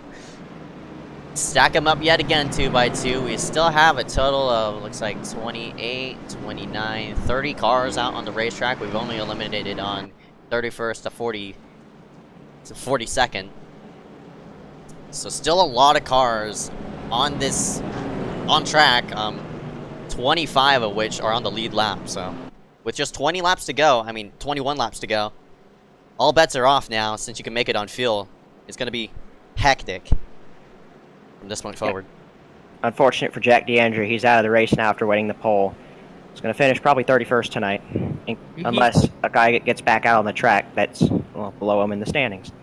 Yeah, he sat on pit road for a really long time after one of those cautions, and then even as the next caution came out while everyone was pitting, he was still sitting there. So I don't know if something came up, but he still had top 10 speed throughout most of the race. So it's unfortunate for him after winning the pole here tonight.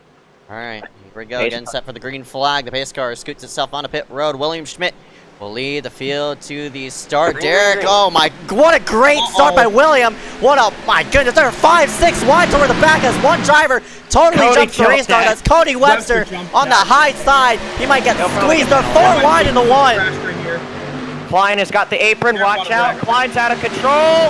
Aaron. Oh! Hard in the wall! Yellow flag is out. Aaron, hard in the wall. We're still ready. Joe Berge, Liam Sheen. Mulrooney's in that. Liam Sheen, Bayer. Youngman slides through the grass, and Aaron Mulrooney is destroyed. That's it. Oh, no. And he's blowing up, too. Kendrick was not blowing up. That's reminiscent of the Cup race. Yeah, Kendrick was not blowing up. His front end terrible. was destroyed and cleaned off. Warwas as well. That's really unfortunate as well. Aaron is completely destroyed. He's done. That's terrible break. That's going to be a very unpopular crash for sure. But a good break here, 4-65 of Ryan Kendrick. This might have saved his season, but of course, the focal point of this crash, Matthew Klein. Klein clipped the apron in 1 and 2. He slid up. There's the hit. From Mulrooney and Warwas. We already know but what are we doing with Webster? That was bad. I know, but I mean, he got involved in the wreck, so it's not really. He has no damage. EOL for jumping. All right. Well, either way. Yeah. Yeah, Warwas and Mulrooney both with huge hits to the outside wall, and that's unfortunate for that 82, who was my mid-race pick for the win here tonight, but unfortunately for him, probably just came to an end. I'm gonna get the EOL penalty, of course, culprit of the wreck. So he won't be a factor up there. But man, I don't know what that did. I mean, Webster unfortunately is gonna get an EOL for jumping the restart. We're gonna get a look at it again because, of course, he started himself right all the way back here. Look at the jam up. That's all because of William decided to go on green. He timed the restart perfectly. Unfortunately, Webster with a big jump there. Yeah, Klein, it's just illegal. Yeah, that's gonna mean EOL for, of course, for Cody. But man, what a horrible, horrible break for that 2 of Mulrooney. And unfortunately, as I mentioned earlier, it looks like his fate in the Cup chase here is going to repeat itself here tonight, unfortunately, as that was just ugly. This race reminds me of Darlington the other night, where several chase drivers were involved in incidents. We're seeing it all over again, but with the Peter Guinea graphic design series here at Chicagoland. Just totally unfortunate for Aaron Mulrooney and Ryan Kendrick. Top 2 in points coming in, could potentially both fall out. Yeah, I mean, it opens up the door for Keaton Jones and William Schmidt to take an opportunity, but again, you have to get as many bonus points as you can to put yourself in front of those 4 ahead of you. Who knows? Nick Miller's worked himself up to 3rd place as well, so the top 3 all chasers, and for right now, all 3 of them above the cut line. And Keaton Jones, the other chaser who's stayed clean so far tonight, I believe is around 10th or so. So with Mulrooney all the way back wherever he is now after that crash, and with Kendrick's misfortune earlier, our final 4 might be set tonight already. I'll just have to see. Again, Kendrick is semi-surviving right now. I mean, he's still on pit road repairing as much damage as he can. get that car, you know, virtually safe to run on the racetrack. But now we're coming down with now less than 20 laps to go. Oh boy. I don't know what to expect. There's just a lot of scenarios that are playing through my mind. Not only for the chaser, but not only for chasers, but for the non-chasers as well. The pictures are starting to become more clear, but of course, with this hiccup on this yellow, things have definitely changed.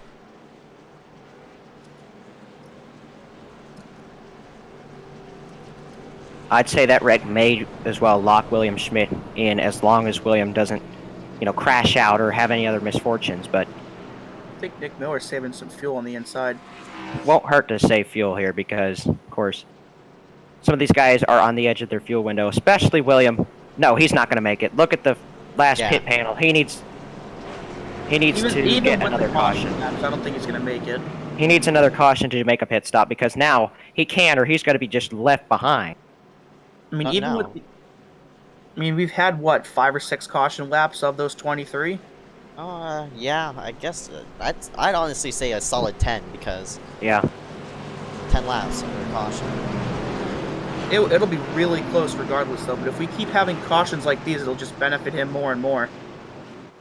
Yeah, but I still feel like even with a ton of caution laps, I don't think you can stretch it 40 laps here.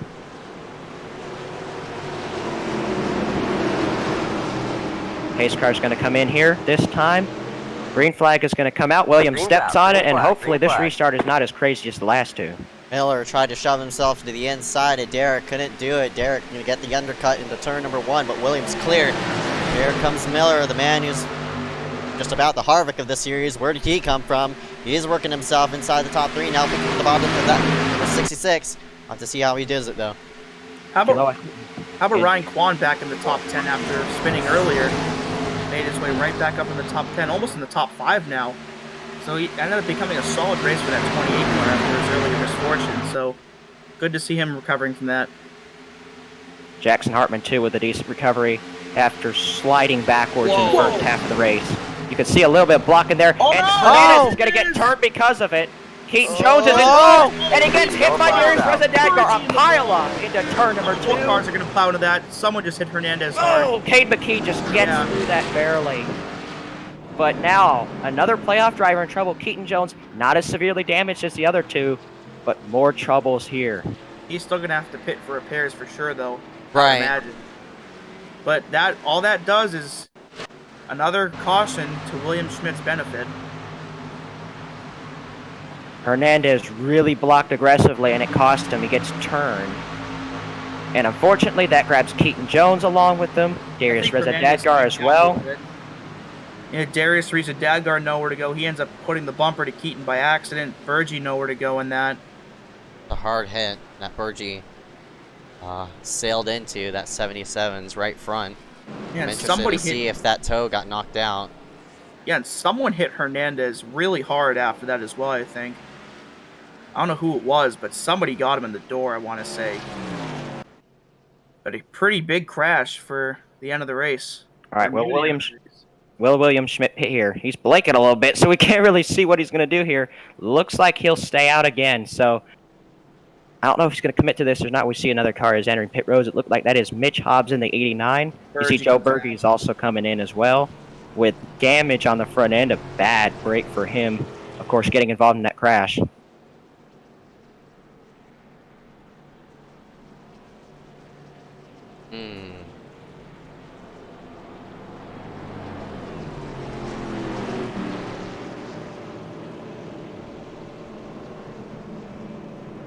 Looks like Webster's rage quit after that penalty. He got off the restart, so what was a dominant early night for him is now gone completely south, and he's now out of the race. Oh boy, so let me pull up the banner bar so we could get better information on where everybody stands right now. So yeah, with that big wreck in 1 and 2, now we've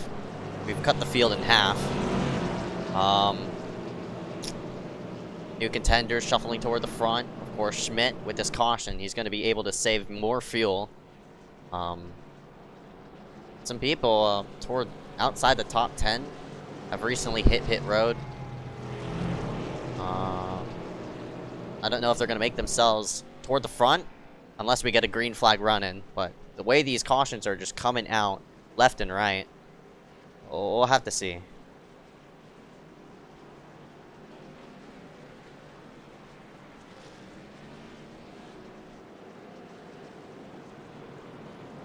Attrition's really helping some of these guys out here tonight. One driver just really being helped out. Peter Kenny right now, currently 9th, having a decent top 10 run here. Christopher Weil in the 41 finds himself back in the top 10 once again as well. And that 80 of James Youngman, who was involved in the earlier incident with Shane DiMantova. So both of them, actually, and Darius Riza-Dagger, he finds himself in 7th now despite being involved in this caution. So this string of cautions has put quite a few names we haven't really talked about all night right in the potential mix here. Car really blinking back there. That's Peter Kenny, of course. I just brought up his name a couple seconds ago. Hopefully that blinking doesn't continue because, of course, that can pose a hazard to the guys on the track and, of course, his own finish. So hopefully that internet issue stops.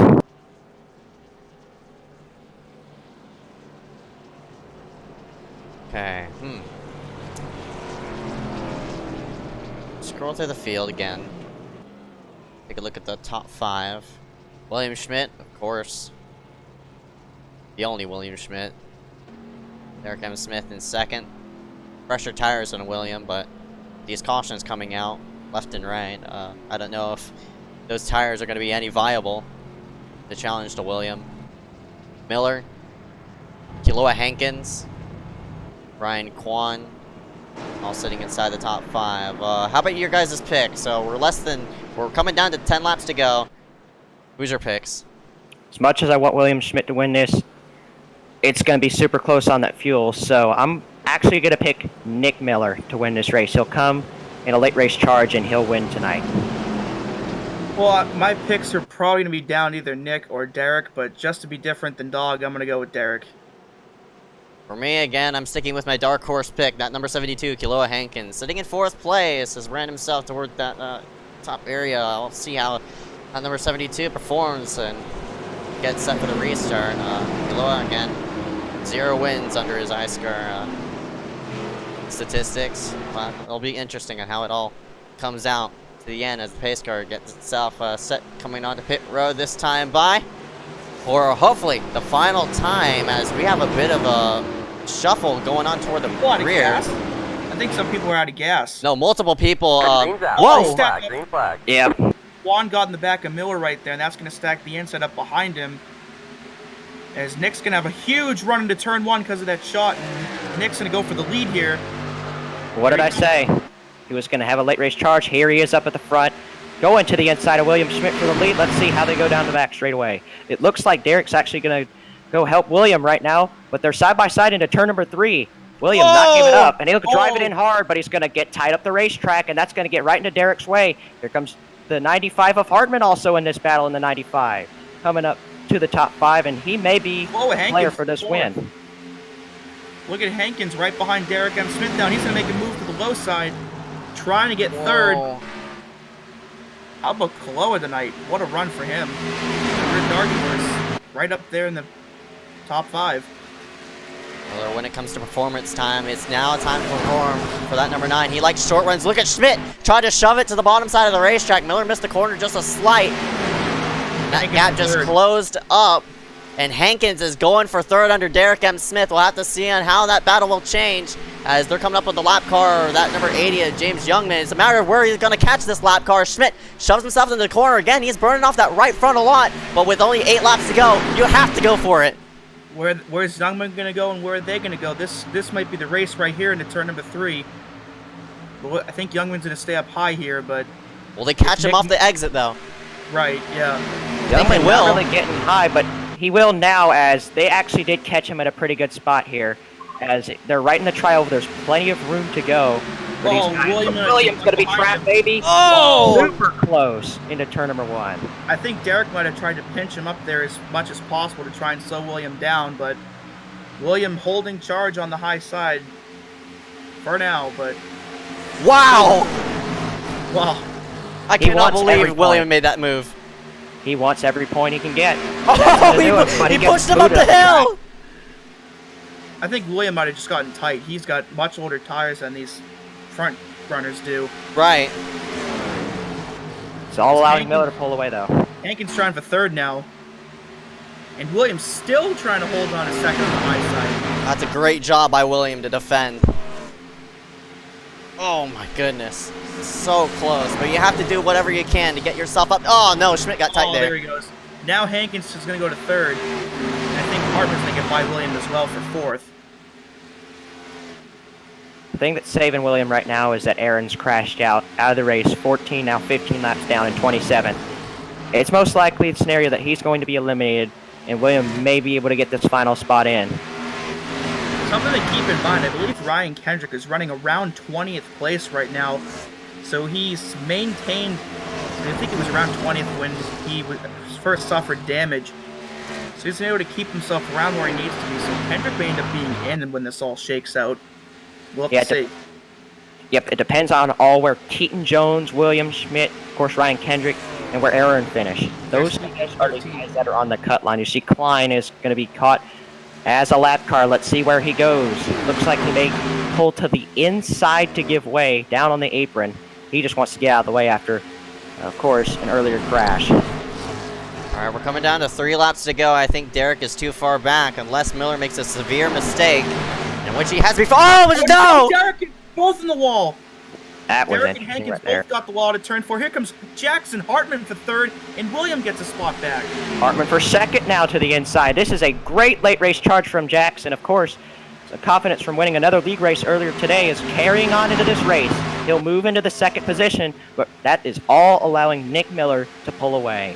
All right, that number 79 of William Schmidt is going to go to the bottom of that number 66. I think he'll make the pass right here, but if William makes this pass, that's 1 more point toward that final 4th spot. We'll have to see on where Schmidt will shape out, and Derek is slowly falling back since he's on the outside. 2 laps to go now. For Nick Miller, what a great late race charge for him. The 9 car has been on a great move in the last couple of restarts, and now that last restart really paid off for him. Of course, the stack up on the restart helped him to get back up to the front, and now he is going to come take the white flag. I don't think the 95 is going to be able to catch the 9 car, but Jackson Hartman with the run of his career so far in iSCAR, running in second place right now as we are now on the last lap of the race. Nick Miller trying to hold on, and regardless of what happens, looks to be in the final 4 last week. The man who won at Las Vegas Motor Speedway. He dominated that race on the 1.5 miler. Yet again, another 1.5 miler on the schedule, and he's going to put it to the test, and they're side by side for second place, but off of turn number 4, Nick Miller is going to win here and punch his ticket into the final 4. Good for him, because the other 2 chase races, he was unable to make his way into the other final 4s, and now he'll be able to secure. Oh my God! He'll be able to secure an opportunity for a championship here tonight. Actually, William Schmidt edged out Jackson Hartman for second place at the line, so another point for William. So we'll have to see with him finishing second if he ends up making it in, as we'll have to see if him edging out Hartman ends up making a difference. I think he's easily in. Of course, with Aaron and Ryan Kendrick's misfortunes, I think he is easily moving on. Of course, with Derek Smith and Nick Miller, it's really going to be all about who gets that 4th spot, whether it be Keaton Jones, Ryan Kendrick, or Aaron Mulrooney. Yeah, my goodness. All of them had all sorts of problems, but right there in front of your screen, congratulations, Nick Miller is a winner yet again. 2-time winner in the iSCAR Peter Getty Graphic Design Series. But we're going to scoot ourselves to the side and calculate up points, and we'll see on how everybody will sort coming into Homestead. Glad you could join us with the Chicagoland 150. We'll be back with top 3 with interviews.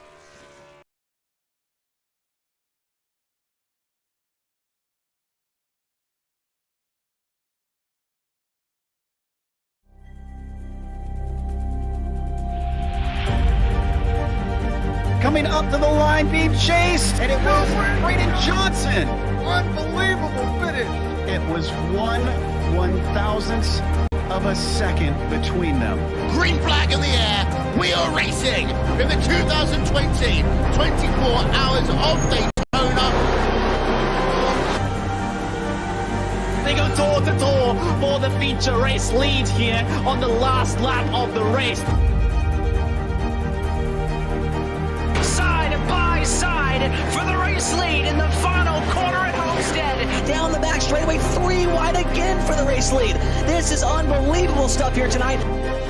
Loba is going to have to be very deep on the brakes, and he is very deep on the brakes. It's side by side through the corner. This is for the win. It'll be side by side. Davies low, Ottinger high. To the very inside is Garrett low. 4 wide at the stripe.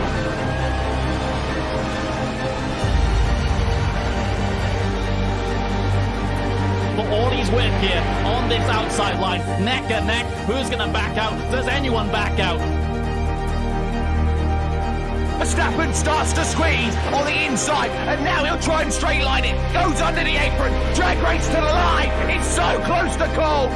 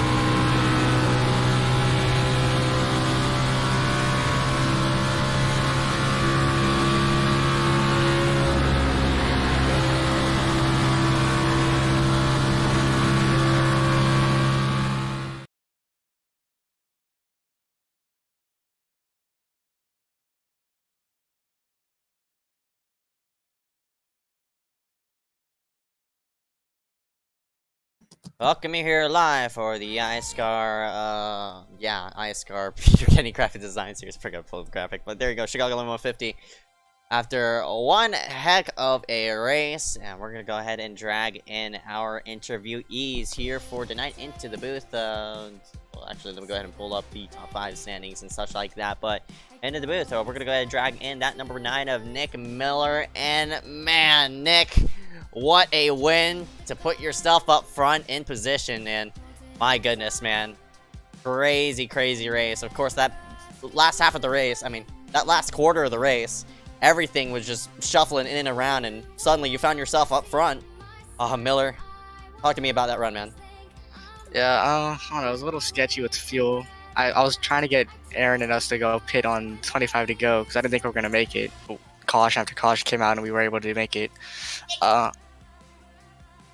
Honestly, early on in that run, me and Aaron we were really going through the field. We got screwed on that very first green flag pit stop because we were gonna just try to short pit and get ahead of Cody, and then the very next lap we got that caution, so we got trapped one down back of the field, worked our way back up to the front, and then poor Aaron just being Klein, I guess you could say, ruined Aaron's chase hopes. But yeah, I'm so glad Chicagoland we got a win here after what happened last season with me hitting the wall on lap 8 and the whole hot lap for Miller came into play at this track, so it's good to get a win. Yeah, man, not only that, for you, as the season comes to a close, you're coming in here at Homestead as a Final Four contender. He just left. And, okay, Nick, fine. Be a little poop head. There he is. I died. Actually. Okay, he died. Well, let me just repeat my question. Of course, Miller, a great win, but of course, the momentum of winning Chicagoland and coming in here next week as a Final Four contender, what does it mean, man?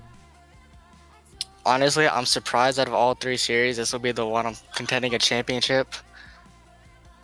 Because, just Xfinity, very tight. I'm not really liking the tight setups, but here we are.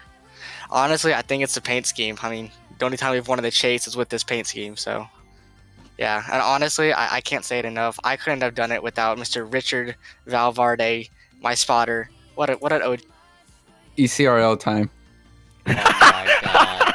He was yelling that in my ear the whole time, telling me that if I don't win, then I suck, so... Hey, great spotting, though. Great spotter. What an OG. And that was Nick Miller in the number 9 machine. Before we let you go, any sponsors you want to thank you for tonight?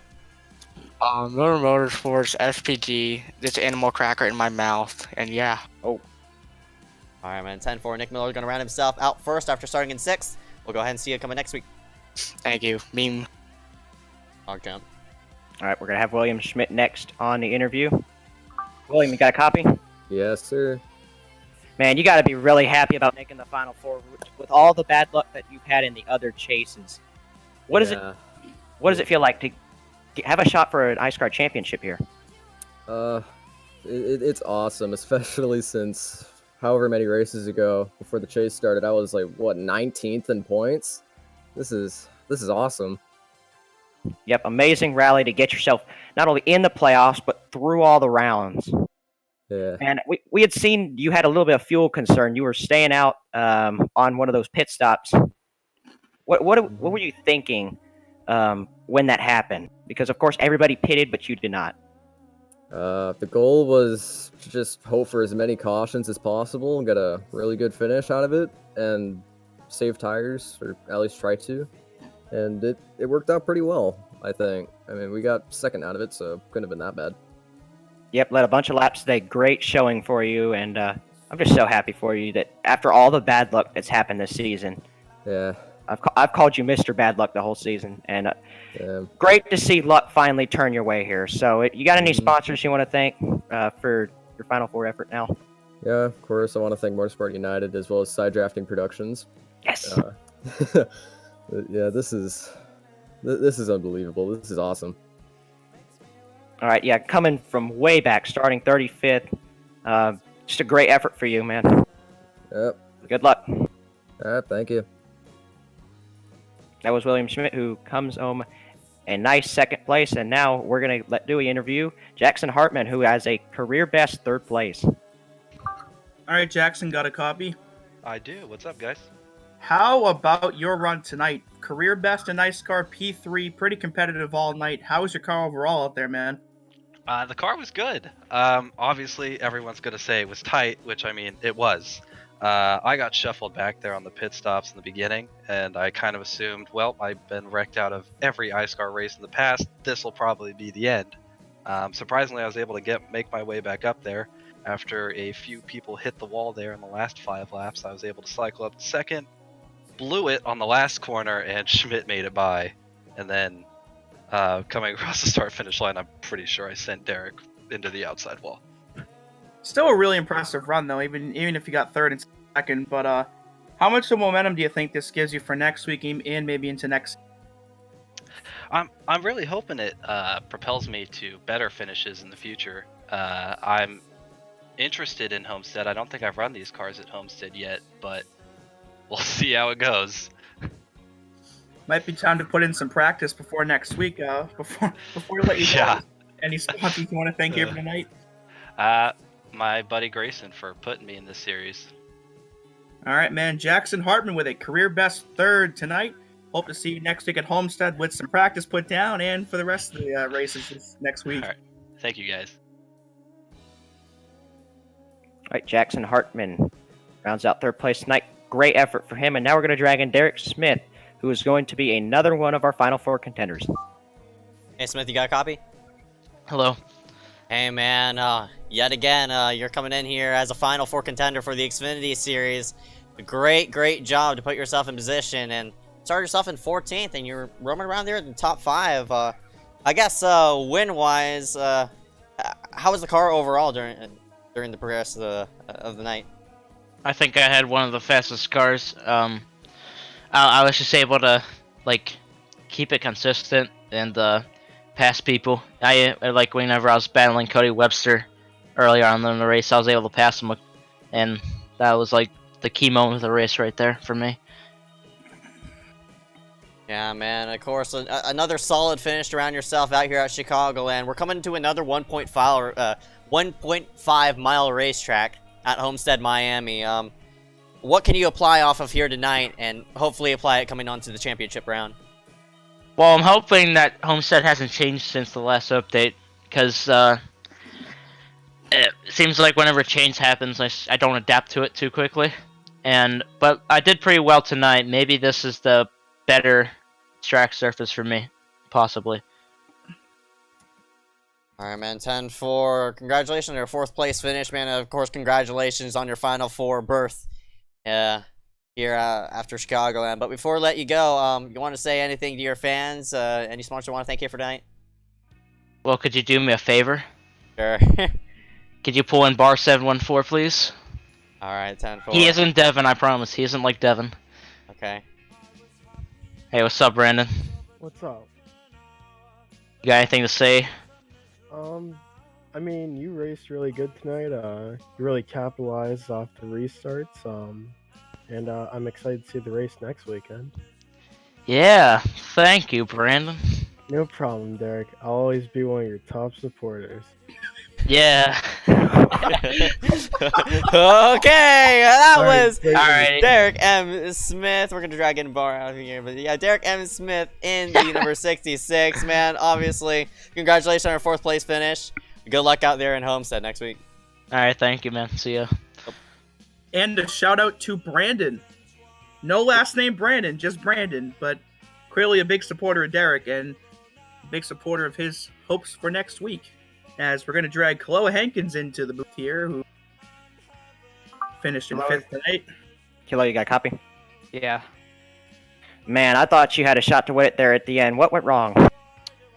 Just a couple of mistakes at the end. I went high on turn 3 when Schmidt and Derek went high, and then I followed Derek's line and hit the wall before him. Not his fault, obviously, but just pissed off. I definitely could have had second in the bag, and I didn't capitalize on those 2 opportunities, and that's just, yeah. I'm just disappointed I didn't get a better result. Well, you really showed that you can be up there, up front with the best in the series. So, with that, you got any sponsors or teams you want to thank? I'd just like to thank 408 Racing and Dario. I know we've had some rough moments in the past, but I mean, just the support we have as a team all together. It just like, yeah, makes me actually feel like part of the team. I'd like to thank In and Out, even though they don't have any locations in Hawaii. I believe that should change, and I would like to thank Mr. Ezeckiel Reyes for jinxing me and picking me for the win. I had no idea, but you know, whatever. So many jinxes end up happening here tonight. Well, congrats and good luck next week. Yeah, thanks. All right, that was Kiloa Hankins, and now we're going to interview Ryan Kendrick, who just scrapes by to get the final spot in the Final Four. Dewey, you can take this one away. All right, Ryan, got a copy? Yeah. If there was ever an example or a good example of surviving and advancing, it definitely applies to you tonight, as your beat-up car survives to finish in 12th, and you, my friend, are moving on to the Final Four next week. How does that sound? It sounds good. Yeah, when we wrecked like halfway through, I thought we were done because Schmidt was like running top 5. But somehow we still made it. Better yet, not only did you make the Final Four for the Grand National Series, you have made the Final Four for all 3 of the top iSCAR series. Now, how does that sound?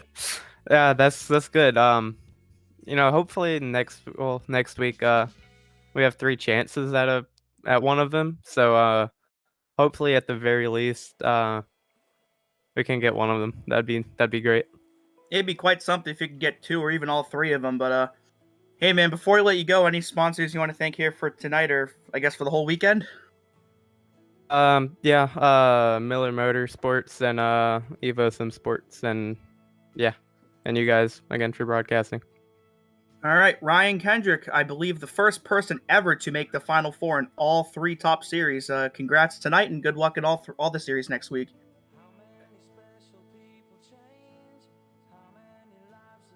That's an incredible achievement. Really is, yeah. All right, so we're going to sum it up here after 100 laps at Chicagoland. Guys, what do you think of tonight's race? Very, very crazy. Especially feeling bad for Aaron Maroney now after seeing just how good he was this season, even in all 3 series, and unfortunately just getting drop kicked out of the chase in each one of them. Just really hurts to see. But today was very good racing when we did have a green flag run, and it just sucks to see chase hopes end like Aaron Maroney's did tonight. Pretty much said everything I was going to, but I'm really impressed with how William Schmidt ran tonight and how Jackson tonight. 2 guys that, I mean, William was known to run up front, but with the way all those cautions panned out, it really worked out for him, and I'm really impressed with Jackson as well. And overall, it was a pretty solid race to watch. So yeah, I want to add one more thing. I'm hearing that somebody intentionally crashed Keaton Jones in the final lap, which might have cost him several positions. That driver apparently was Jonathan Hernandez, so we'll see how that penalty is handed after the race. But totally uncalled for is just what we're hearing on the staff chat here. So just totally unfortunate for Keaton as well. Just not good. That rounded out this iSCAR Peter Gunny Graphics Design Series Chicagoland 150 at the virtual Chicagoland Motor Speedway. We'll go ahead and see you coming next week on the Max Speed TV channel. You can go ahead and check them out on Max Speed TV on YouTube, and as well as on their own website. But yeah, with this being the final race on KMN, not like actually the final race, but it's gonna be a while since we're gonna be back on KMN, of course. I'm looking forward to working on with Max Speed TV and such. Yeah, that's very exciting for the league, just getting a lot more exposure, of course. Max Speed TV, over 7,000 subscribers, so all of us very excited. That'll do it for the broadcast. My name is Ezeckiel Reyes. I'm Benjamin White, and we also got Dewey Schramm here. Yep, thank you all for watching tonight, and be sure to tune in this week. We've got the Super Late Models at 5 Flags, which has a payout involved, so there might be a huge field for that one. And of course, the Truck Grand National and Cup Series Championship races all at Homestead next week. And as Ezeckiel mentioned, on Max Speed TV. So really looking forward to that, and we hope you tune in to our debut races next week. on their channel. Like Dog said, be sure to check them all out. And hope to see you then.